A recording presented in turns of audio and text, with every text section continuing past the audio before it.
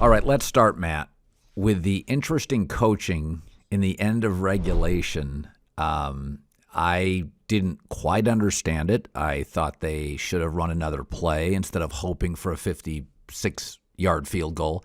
What was your takeaway and your kind of thoughts on the coaching at the end? Is that a Kellen Moore thing, a Mike McCarthy thing, where they just let the clock run out?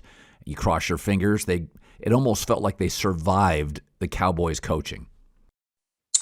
Yeah, I thought the kicker, Colin, bailed them out. And I think it's a case of, and I've seen this for a few years now, it even predates to McCarthy, but I thought there was some panic that set in. They had enough timeouts.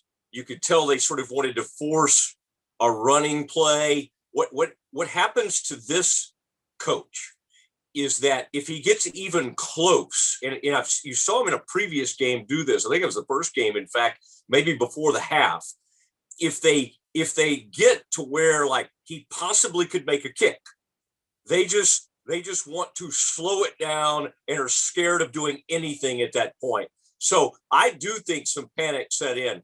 I think it's helpful when you do have a quarterback who can take control of that situation, but you need the head coach, to be in control of the sideline. For years, we got on to Andy Reid for some of his game management when he was with the Eagles. I think McCarthy does some of the same stuff.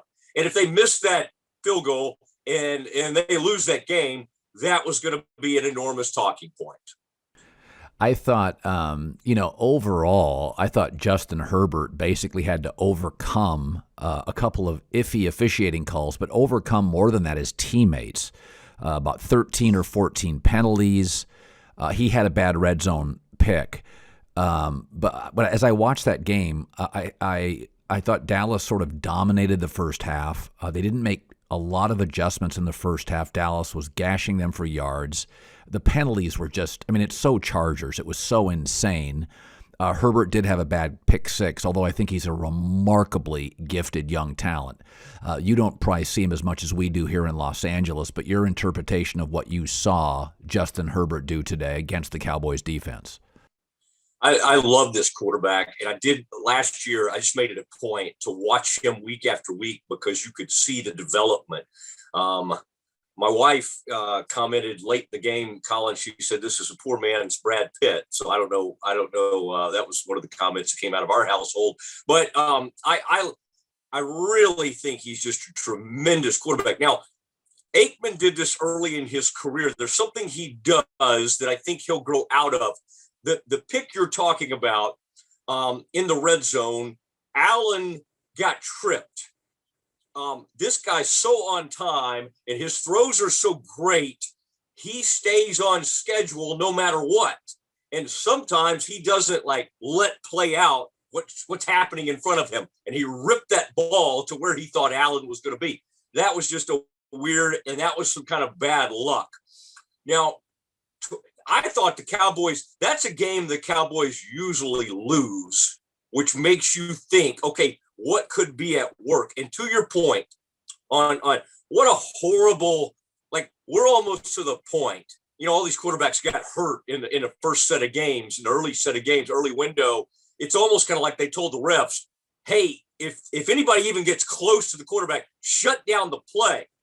We're sitting there wondering, all of America and the officials and the broadcasters, Romo's like, okay, was that a grounding? Was he out of the box or whatever? And they shut that play down and they call that thing a sack. Now, that was a smart play, what they did to just get some yardage back and settle for the field goal. But that's almost always something that happens to the Cowboys down there.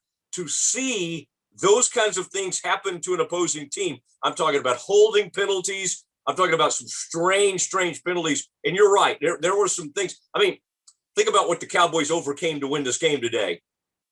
Both starting defensive ends out, putting a rookie out there to play a position he is unfamiliar with and line him up at defensive end. They were very in. I'm talking about down safeties. They were down, defensive ends. This was, and again, who knows once this season plays out, but this seemed like a game for the Cowboys that leaves every possibility open for them. And so I guess what I would say is this win was way more important to the Cowboys than it would have been to the Chargers. Yeah, there are two things that jumped out to me, Matt. Number one, I thought the Cowboys generated a pretty damn good pass rush against now not a terrible offensive line. Herbert made a lot of it look effortless, but Justin was on the move, Matt, almost the entire game without Gregory, without DeMarcus Lawrence. Micah Parsons goes to the left, completely worked the right tackle from the Chargers on an inside rush multiple times. But let's talk about that. This Cowboy team was decimated up front defensively and had injuries in the back end. I thought they generated a really, again, Herbert, if this was Kirk Cousins, you would have really noticed it. If this was Andy Dalton, you would have noticed it. Justin Herbert was on the run on virtually every pass attempt. He was pushed out of his comfort zone on virtually every drop back. I thought Dallas got a great pass rush. Yeah, and isn't that wild that missing those players, they were able to do it? The one thing it causes defensive coaches to do, first of all, they don't really know some of these young guys. Odigizua, who was in there today, he's a rookie. I mean, some of these guys are getting way more reps. Dorrance Armstrong usually gets 10 to 12 snaps a game. He was in there constantly. To your point, number 92 is who I'm talking about. You remember him dropping back and getting his hands on some of those screen passes. And the Cowboys defense was extremely fast. Now, what did the Parsons having to line up at defensive end do?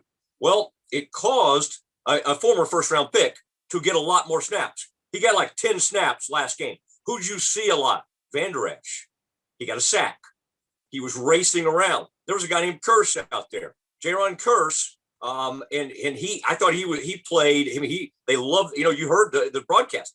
The instincts were good. He was making a lot of plays. I guess that's what I would say is, from a schematic standpoint, this defense, even with inferior talent today, under Dan Quinn, is so much more sound than what it was last year. Yeah. So they could hold up with all that chaos. Yeah. And then maybe we overreact to things is what we do. But the first game against the Washington football team, I believe everybody, oh my gosh, they didn't get any sacks. They didn't get any pressure. The Chargers must be great on the O-line. No, probably not. Probably not. They're still going to have some issues. Even Slater, who's had some really good moments, they could put some moves on it. I mean, you saw a guy 54 today chased down. That was a big play. It looked like Herbert was going to get on the outside. Kamara is that guy's name. The only way you would ever know him is because Hard Knocks did a deal on his family and all that. We never thought we would see him, but they're so far down in their defense, these guys are getting on the field. But, I mean, I think They look athletic. The Cowboys look faster, rangier, and more athletic, whether it's schemes or their draft picks. In the two games I've watched Dallas, even as Tom Brady moved up and down the field, I commented this. There were not a lot of Buccaneer receivers that were wide open. They contested many of those throws. They look athletic to me. They did not, at times last year, they looked slow. Forget the schemes. They looked slow. Dallas looks quick.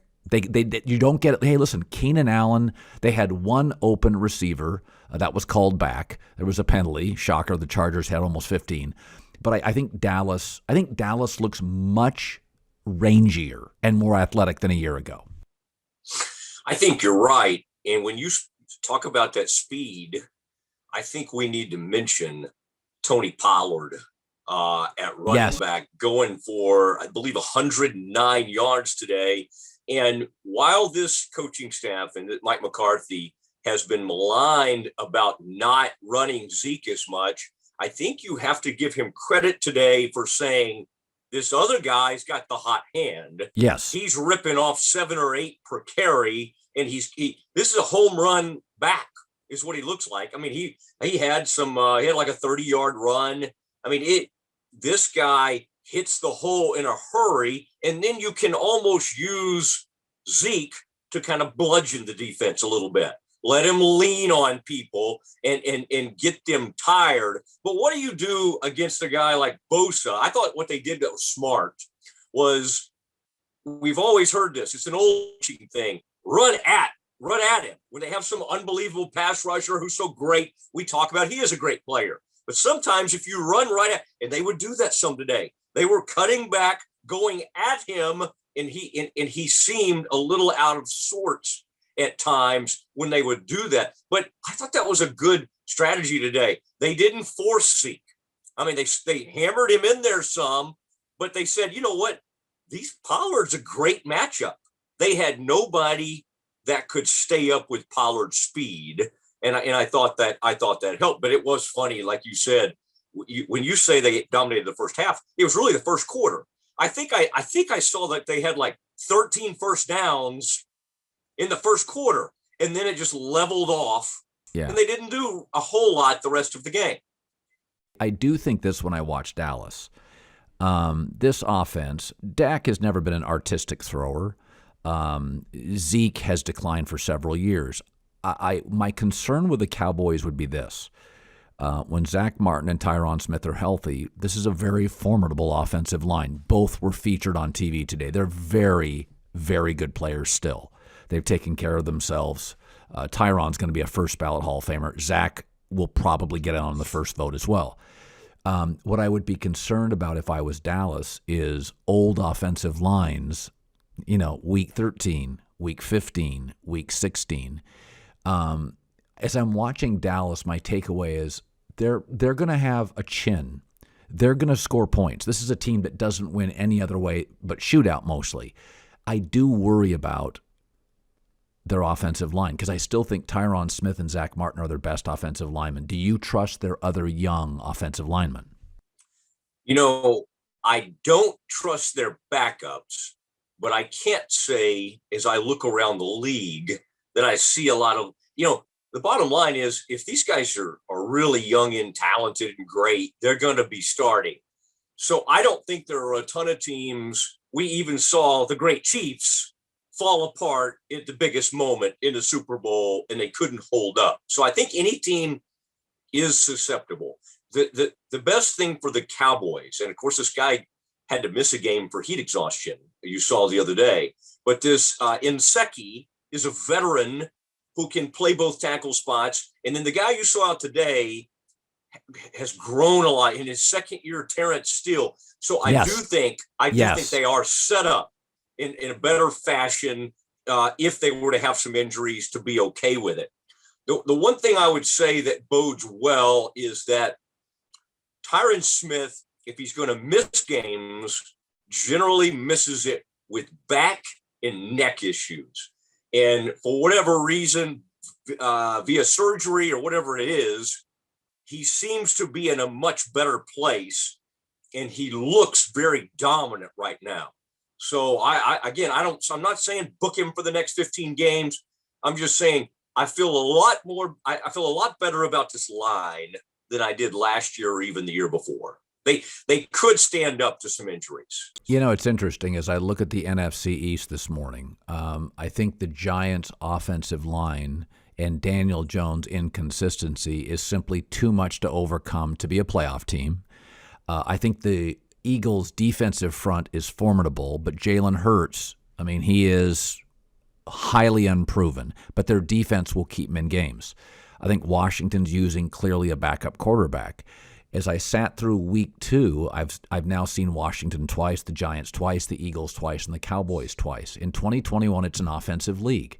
I pick Dallas to be a wild card team and finish 9-8. I think if I was to redo the NFC East, I think I would put Dallas ahead of Washington. I think Washington was pretty fortunate to beat the Giants on Thursday. The one thing I'm seeing from Dallas, I'm seeing explosiveness with Tony Pollard. CeeDee Lamb's a real star. Dak, shoulder is not an issue. Offensive line is healthy. It's an offensive league. I will say Dallas is about what I thought they would be, but I think they are. I think they're a little bit better up front. If I was to redo it, I think I would pick the Cowboys to win the NFC East. Not by many games over Washington, but they're a little better than I thought at 1-1. When I watched them today, I know that Cowboy crowd was probably 70-30 Cowboy fans, but I came away today thinking, listen, we can blame the Chargers for all those mistakes, but good teams force other teams into mistakes, the tempo, the speed, the strength. Dallas is a little better than I thought. How do you view them from your perception before the first snap and now your perception after the second game? I do think they wish they could play in that stadium more. I thought they functioned better with those fans. They seem to go on the road and play well.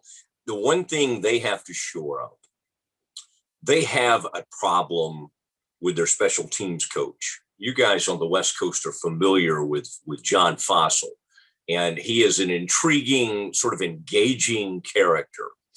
He has become a problem with the Cowboys. He is so closely connected to McCarthy that he has full dominion over a lot of things. In fact, maybe Dan Quinn and then Fossil, as far as like who has the biggest say in things. And so they end up doing very curious things, like for no apparent reason before the first half, going in there, trying to block a punt and running into the kicker. Yeah. There's always some head scratching silliness with special teams. That goes back to last year. And for whatever reason, McCarthy is convinced that this is the best special teams coach ever.